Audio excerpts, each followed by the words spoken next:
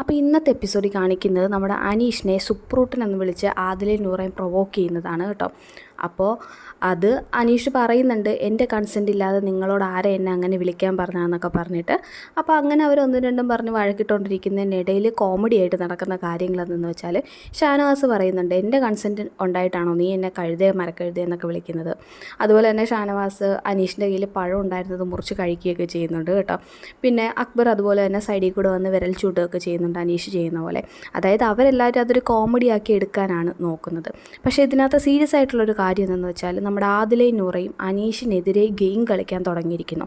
ഇത് last week അവർ start ചെയ്തു. കാര്യം അനീഷ് ഇരിക്കുന്ന പ്ലേസിൽ രണ്ടുപേരും ഇരുന്ന് തുടങ്ങിയതാണ്. പിന്നെ അവർ പറയുകയുണ്ട്, അനീഷ് ഇവിടെ ഒറ്റയ്ക്ക് നിന്ന് സ്ട്രോങ് ആയിട്ട് കളിക്കുന്ന ഒരാളാണ്. അപ്പോൾ അനീഷിനെതിരെ ഗെയിം കളിക്കുക എന്നുള്ളത് അവരുടെ ഒരു പുതിയ സ്ട്രാറ്റജി ആയിട്ടാണ് അവർ കാണുന്നത്. അതുകൊണ്ട് അനീഷിനെ മാക്സിമം പ്രൊവോക്ക് ചെയ്യുക, അതാണ് അവർ ഉദ്ദേശിക്കുന്നത്. അത് പക്ഷേ മോശമായിട്ടുള്ള രീതിയിലല്ല കേട്ടോ. കൊടുക്കേണ്ട സ്ഥലത്ത് കൊടുക്കേണ്ട സമയത്ത് കൊടുത്താണ് അവർ പ്രൊവോക്ക് ചെയ്യുന്നത്.